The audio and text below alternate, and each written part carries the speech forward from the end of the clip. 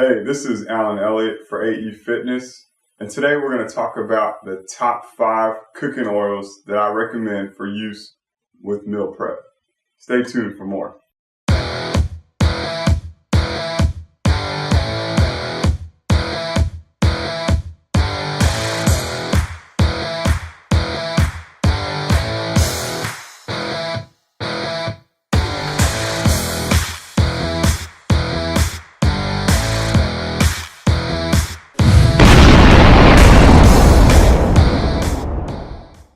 Today's video, I'm going to cover the top 5 cooking oils that I would recommend for someone to use for meal prep.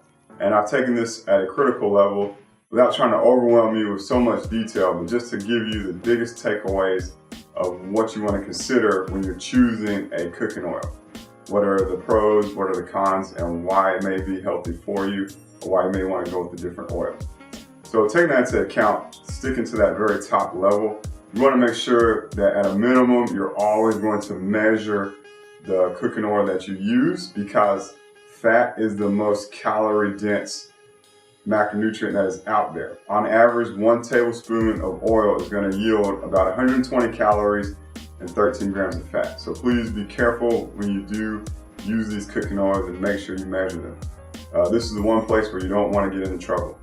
Secondly, you want to take into account if the oil is cold pressed, which means that it was created and derived at a low temperature. When it's at a lower temperature, it's going to retain that natural aroma and flavor.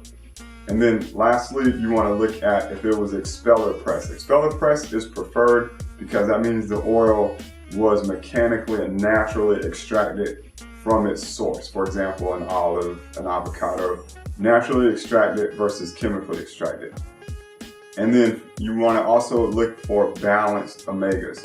So a balance of the right types of fats. Omega-6 is a polyunsaturated fat, very easily accessible in an American diet. However, an omega-3 such as a fish, we don't get enough of the omega-3s, so going with a fish oil or a canola or flaxseed oil is going to be a great way to choose the best type of oil that will work for you. The number 1 cooking oil is olive oil. Olive oil is derived from olives and actually has great antioxidant properties, which means it's going to help reduce inflammation and swelling in the body. This is a medium cooking oil, so you wouldn't want to cook anything in high heat. Number 2 is canola oil. Canola oil comes from the canola plant and is actually higher in omega-3, so this is a great source of omega-3s. However, you want to make sure that you're choosing a non-GMO version of the canola oil, as that is going to be the best quality for you to have in terms of healthiness. Number 3 is coconut oil. With coconut oil, that comes from the meat of the mature coconut, and it also contains medium chain fatty acids, which will give you actual natural energy when you're on a low carb diet. Since it is higher in saturated fats, I wouldn't recommend switching over to this wholeheartedly. So having a blend of coconut and olive oil would be a great combination to use in the kitchen. Number 4 is flaxseed oil. Flaxseed is derived from the plant flaxseed. However, this has a very low smoke point or cooking temperature, and I would not recommend you cook with flaxseed oil. This is going to be a great addition to any salad or dressing combination that you want to create. Number 5 is avocado oil. Avocado oil is sourced from avocados. Avocados are naturally high in vitamin E, so this is a great source for vitamin E. It's got a high smoke point, so you can cook a lot of different foods in it. However, this tends to be very expensive.